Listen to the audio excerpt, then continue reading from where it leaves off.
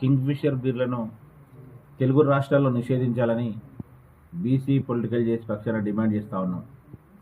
ఎందుకంటే ఈరోజు తెలుగు రాష్ట్రాల్లో అత్యధిక ఈరోజు కింగ్ఫిషర్ బీర్లు అమ్ముడవుతాయని చెప్పి ప్రభుత్వాన్ని ఈరోజు బ్లాక్మెయిల్ చేసే స్థాయికి ఈరోజు కంపెనీలు వెళ్ళినాయి. అంటే గత ప్రభుత్వంలో వాళ్లకు అండదండలు ఇస్తుండడం వలన ఒక మోనోపలి అయ్యి ఈరోజు అన్ని చిన్న చిన్న బ్రాండ్లను కూడా ఈరోజు రానియకుండా మార్కెట్లకు వాళ్ళే ఈరోజు మార్కెట్లో అమ్మాలే కింగ్ఫిషర్ బీర్లే ఈరోజు మద్యం ప్రియులకు అందుబాటులోకి ఉంచేటట్టు చేసి ఆ ప్రభుత్వ పెద్దల సహకారంతో ఇన్నేళ్ళు వాళ్ళు వ్యవహారం నడుస్తూ ఉంది. మరి ఇప్పుడు సంక్రాంతి పండుగ దృష్టిలో పెట్టుకొని ఈరోజు పండుగ అంటే పల్లెల్లో కల్చర్ ఉంటుంది, దావతులు చిన్న చిన్న బంధువులు వస్తుంటారు.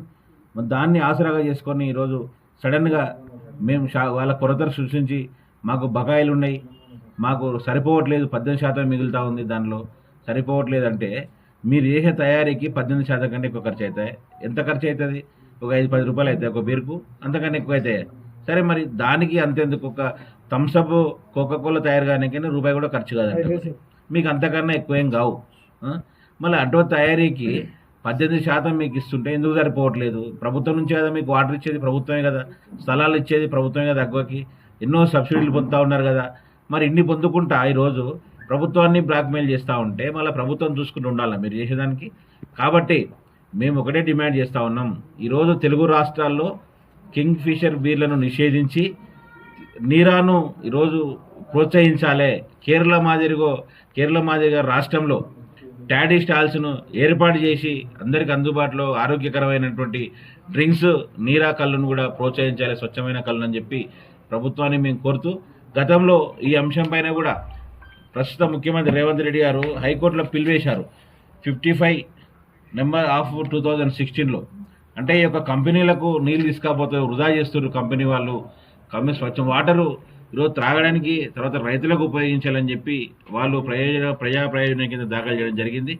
మరి ఈ మా ముఖ్యమంత్రి రేవంత్ రెడ్డి గారు దానికి వ్యతిరేకంగా ఉన్నారు కాబట్టి ఈరోజు వాళ్ళు ఏదో ప్రభుత్వం మారిందని చెప్పి ఇబ్బందులు పాల్పెట్టాలని చూస్తూ ఉన్నారు. కానీ నిజంగా ముఖ్యమంత్రి గారికి, తర్వాత ఏపీ సీఎం చంద్రబాబు గారికి మేము ఒకటే విజ్ఞప్తి చేస్తూ ఉన్నాం, మీరు కింగ్ఫిషర్ బ్రాండ్లను రద్దు చేయాలి. ఇంకోటి యునైటెడ్ బ్రేవరేజ్ సంస్థ ఉంది, వాళ్ళదైతే లిమిటెడ్ ఉందో దాని నుంచి వచ్చి అన్ని బ్రాండ్లను కూడా ఈరోజు రద్దు చేస్తే అప్పుడు తెలుస్తుంది ఈరోజు ప్రభుత్వాలతో పెట్టుకుంటే ఏ విధంగా ఉంటుంది ఆ సంస్థ కూడా. ప్రభుత్వంతో రాయితీలు పొందుకుంటా, నీళ్లు పొందుకుంటా, ఈరోజు అమ్మకాలు చేసుకుంటా ఈరోజు మళ్ళీ ప్రభుత్వాన్ని బెదిరిస్తూ ఉన్నారంటే దీన్ని ఉపేక్షించకుండా ఉండాలని నిర్ణయం తీసుకోవాలి, చర్యలు తీసుకోవాలని చెప్పి మేము రేవంత్ రెడ్డి గారికి, తర్వాత చంద్రబాబు నాయుడు గారికి విజ్ఞప్తి చేస్తూ ఉన్నాం.